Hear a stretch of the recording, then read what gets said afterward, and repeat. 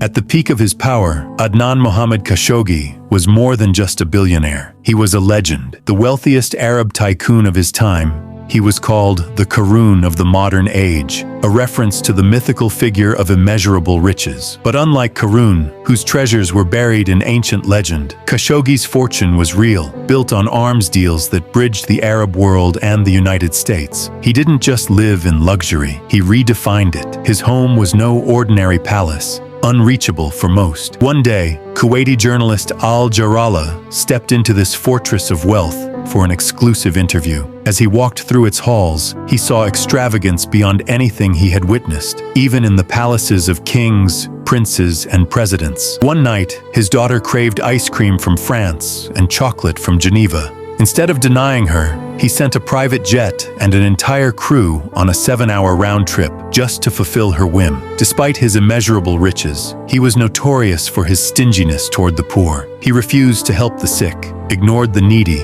and even mistreated his own workers. He took pride in his greed, often repeating his infamous words, "I am not a representative of the descendants of Adam." One day, a foreign servant in his palace approached him with a plea. His wife was gravely ill, and he needed money for her treatment. He wasn't asking for a gift. He only requested a loan to be deducted from his salary and monthly payments. Khashoggi laughed in his face. He didn't just refuse, he humiliated the man, scolding him like an insect beneath his feet. Khashoggi, enraged, threw him out of his palace. The servant, with nothing left but dignity, raised his hands in a trembling prayer. "I only ask God for one thing, to let me live long enough to see you humiliated, begging for help, as I did today." Then, the unthinkable happened. Adnan Khashoggi, once drowning in wealth, had fallen so low that he couldn't even afford an economy-class plane ticket. He had nothing left. A Saudi businessman took pity on him, paying for both his flight and the small apartment he would stay in while in Cairo. The businessman made one thing clear: "Adnan, I am not doing this for you. I am doing it for God. Every month you will receive your allowance from Al-Raji Bank." One day, while in Cairo, Khashoggi's wife asked him a simple yet painful question. "What was the worst moment of your life?" He sighed and told her about the servant he had humiliated